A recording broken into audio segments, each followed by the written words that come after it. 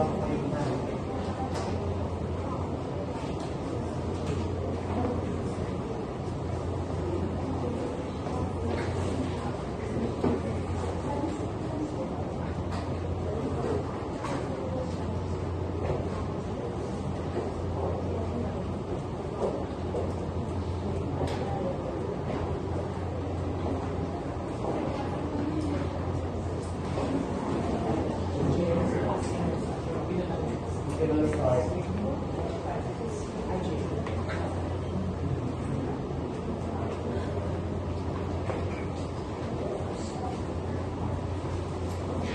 morning, grade 7 Dragon.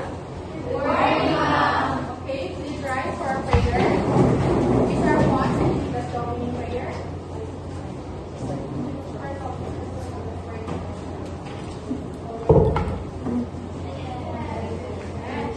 Now, before you sit down, please pick up pieces of paper, center your chair, and straighten the rules of your seat. Okay, how are you today, grade 7? Here now, we are going to check your attendance. Check your seatmates. Is anyone absent for today? That is good to hear that all of you are present. So before we proceed to our lesson proper, please read our classroom rules. Raise your hand if you want to answer. Listen to the teacher and avoid talking with your seatmates. Keep your phones inside your bag. Do your best in class and always be prepared. Always wear your best smile. Okay, is the classroom rules clear? Yes. Okay, if it is, we are going to have now our recap. So we can give our recap for the last lesson that we had. Yes, Mr. Tuko. Okay, so is journalism clear now, class? Yes, ma'am. If it is, before we proceed to our lesson proper, we are going to have an activity. Are you excited? Yes. Okay, so the name of our activity is Find Me. For our instruction, please read. We're going to find 3 hidden words. You are only given 50 seconds to find the words. If you want to answer, just raise your right hand. Is the instructions clear? Yes, ma'am. Okay, let us proceed. So here are the words. Here is the word search, and you are going to find the 3 hidden words. So 15 seconds timer starts now. Wait for a while. Okay. 10 seconds. 5 seconds. 3, 2, and 1. Okay? Yes, Rhea. Now, ma'am. There's Now. vertical. Now. Let us see if your answer later is correct. How about yes, Ako? Pa. Let us see later if it is correct. How about yes, Rhea? Announce, ma'am. Okay, we will see later if your answers are correct. And lastly, inform. Let us see if your answers are correct. Any more answers? Quiet. Any more answers? None. Let us see. So, Rhea got the answer correct.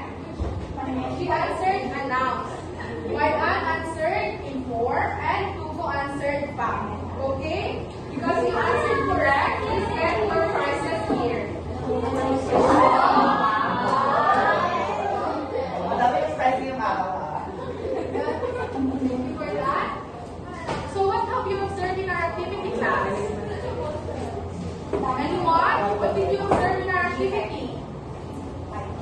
Yes, John. Based on our activity, the words mentioned can be connected to our lesson. Okay, that is correct because the words in this word search are actually connected in our lesson for today. But before that, please read our learning objective. At the end of the lesson, the student should be able to present correctly and informative text through a simulation. Is it clear? Yes, ma'am. Okay, because it is clear, we still have another activity. So the name of our activity is real or fake. For instruction, please read. I would like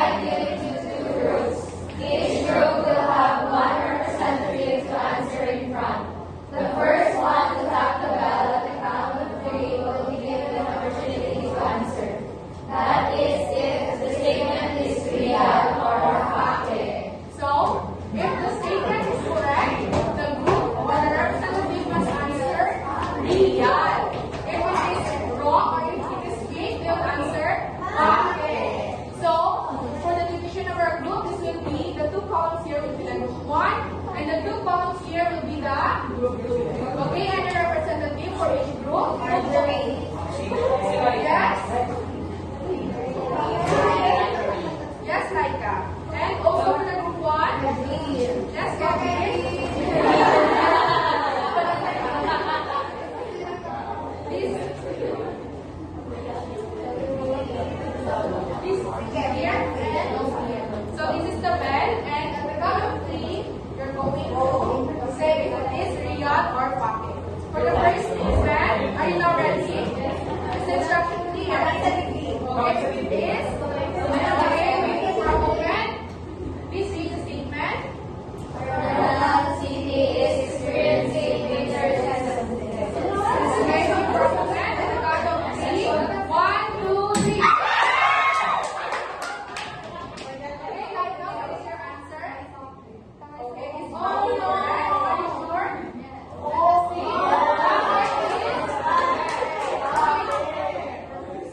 Okay, this is your prize. And next, representative for the group 1 and 2. And 2.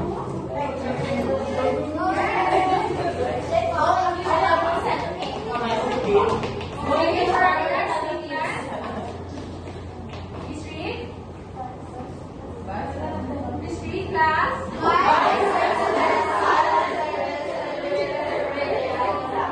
Okay, at the count of 3, 1, 2, 3. At the count of 3, 1, 2, 3. Okay, are you sure? Yes. Pocket is? Please take your prize. Next. Next representative. Yes.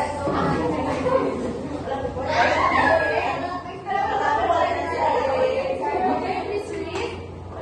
Ferdinand R. Ferdinand. Okay, again, please. Ferdinand R. Marcos Jr. is the President of the Philippines. Okay, at the count of 3, 1, 2. Correct, again, 1, 2, 3.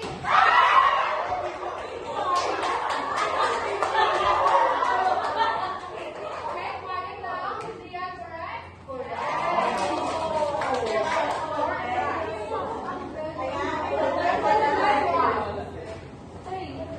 Okay, I want to volunteer. Yes, Ria. Master.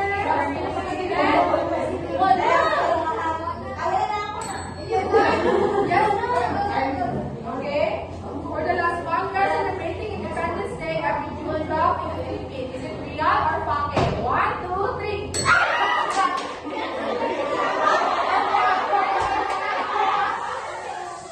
Oh, again.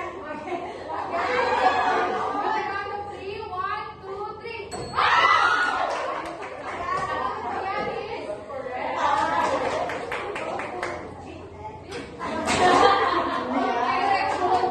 Okay, so how is that in class? So, what have you observed in our activity? Yes, John. There are factual information in the same related. Okay, that is correct because our topic for today is about informative text. So, informative text are written words that provides facts, knowledge, and it has a data on a specific topic. And it also aims to inform readers without personal opinions or fictional narratives. So, is informative text clear? Yes. Now, here are examples of informative text. Newspapers, brochures, biographs, and textbooks. So, do you now understand informative text? Yes. If we do so, we have another activity. So, this activity is called Read. So, here is the instruction. Please read. I am going to give you an attached flashcard.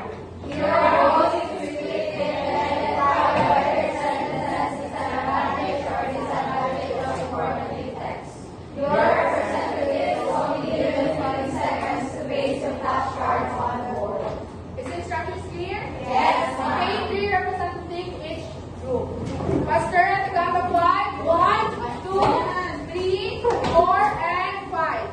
So, at the count of, I'll just give my timer. may start pasting your answers now. Okay,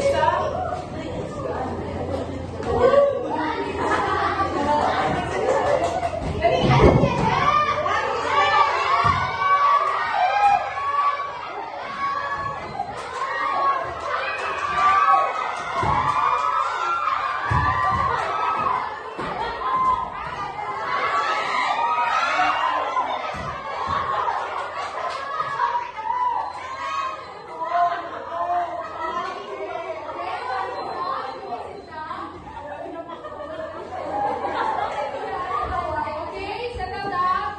Keep quiet. So these are the correct answers. Let us see. The answers are correct. So group 1 got it correct. Correct. It is all correct. And let us see for the disadvantages. Then others being bias, that is also correct. And for the group 1, that is also correct. So both got it correct. So we have another activity called Write Wise. So are you now excited for our next activity? Okay, with the same group, we are going to pick one representative to feature your topic beside the basket. We are going to create a short informative text, and I am only giving you 2 minutes to write your informative text. Is it clear? Yes. Okay, please pick this your representative, please. Pastor Aika. Okay.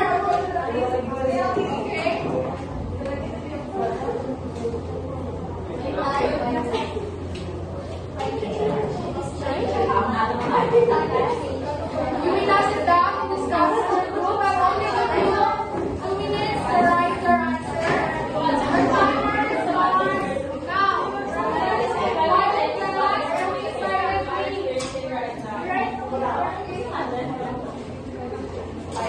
One minute. Faster.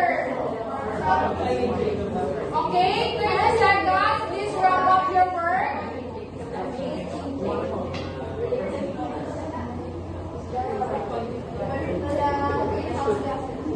Ten seconds. Okay, 5, 4, 3, 2, 1. Pass your papers in front. Finish or not finish, pass your papers. Yes? Okay. So how did you find the instructions class? I mean, the activity. How did you find the activity? It was so fun. Okay. And for our last activity, we have Ibalita mo. So what representative is good? Here's the instruction. Please read our instruction.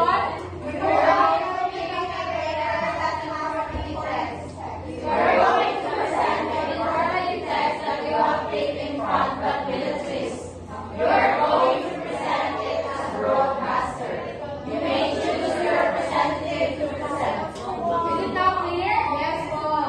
Okay, please choose your representative. And Maria. So here are the representatives for okay. Yes. Yes. Group 1, we start now. Highest computer geek index was recorded in 2 areas in the country since the first day of April, according to the Philippine Atmospheric, Geophysical and Astronomical Services Administration. San Jose Occidental, Mindoro, and Butuan City in Agusan del Norte had the highest computer geek index at 47 degrees Celsius. The agency warned the public that temperatures reaching 42 to 50 degrees Celsius are considered in the danger zone, where a person will likely experience fatigue, cramps, heat exhaustion, and heat stroke is probable with continued exposure. Thank you for that. And for the group 2, And the MU PISA participants, together with their coaches, are currently undergoing intensive trainings in preparation for the regional PISA Hub to showcase their talents and skills. Readying against teams from different private schools in South-Sudan region. Mara Street dancers from hip-hop competition, athletes such as taekwondo, dance sports, swimming, and other participants remains optimistic to win the gold medals in the regional PISA. The upcoming regional PISA Games will be hosted by the city of Coronado from April 29 to May 2 this year. So, how did you find the activity, guys? Okay. So, how could we apply informative text in our daily life? Yes, RJ. It's actually one of like this one is very impactful information for us to be knowledge our business life. Okay. So always remember, class, informative text must be factual and must have sources. So for our assessment, I'll just send the Google form in our GC, and you can bring up your phone for our assignment. For our assignment, just take a picture. Enjoy your weekend, class, today.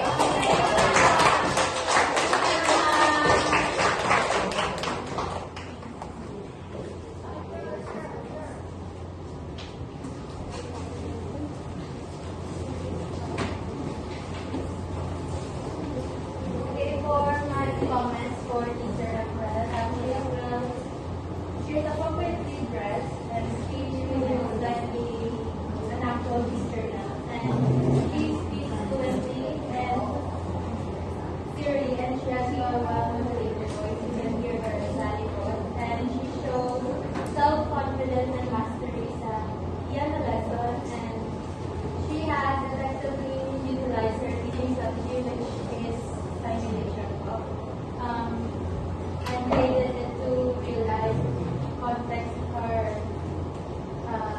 context like kung sabi sa and she also had did a meaningful learning experience for the students, and I can tell na nag-enjoy sila sa yung activities, and she gave also realistic and quite challenging tasks, pero naging mga students as well. And she also gave favorable comments sa mga students, and I think that was very good. Para sa akin naman, sa questioning techniques, okay, maayos ang pagpipili ng mga tanong at ang pagtatanggap, walang tanong na okay, lang na ibigay. So, pero may mga tanong na ibigay si teacher sa inyo and maayos ang pagkakabigay, sagot naman.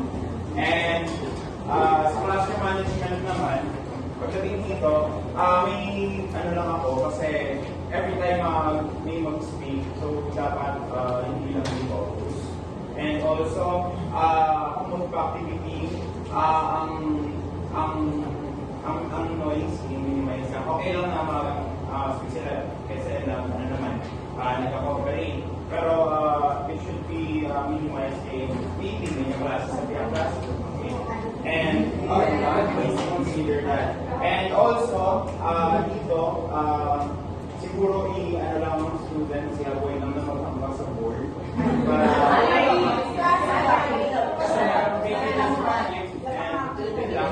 And yung materials, acceptable naman na medyo ano sa likod kay kung sa cover. Pero overall, very good.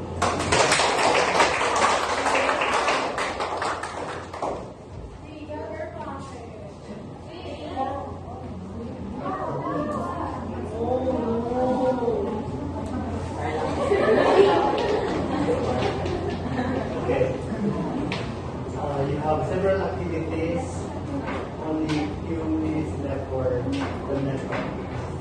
This is the simulation. Although the simulate naman, the part is lacking the simulation is the modeling. What is simulated is discussing, right? But there was no modeling of the, because when you do simulation, there must be some sort of model. Either a teacher will do the drill or the newscasting first, or a video probably help learners to do the Kung sa kanyang method, hindi naman talaga naka-organize na gano'n. But if you look at into the portion, the simulation, giving time to students to practice the skill and also ensuring that there is practice and model of that's the missing link in the but given the exposure hindi naman like I think the performance of individual rhetoric and they are can pretend that they are into discussing, they have experience with discussing. So if you do the simulation for first time students, modeling is a requirement. Okay? Or probably look at into the news, sa real life news, sa everyday ng mga 24 oras or any television programs about newscasting. So we can look at it as a model. You have projected yourself really as a teacher in front. Very impulsive yung personality. Minsan nakakakay, respect naman siya. No, never siya nag-smile. The way you relate, but may masense ka na tension sa the way you carry yourself in front. But that's normal. Given that you are being rated and given that already episodes in the past, may mga religion have to do it good. Ang mindset is have to do it good. Yung boses mo, ano siya, very clear. And it really gives us an idea that you're in authority. So yun lang, siguro, ano lang, lagyan ng verse lang or decide an episode in the real life, like television, news, or radio news, to have it as a model in the television.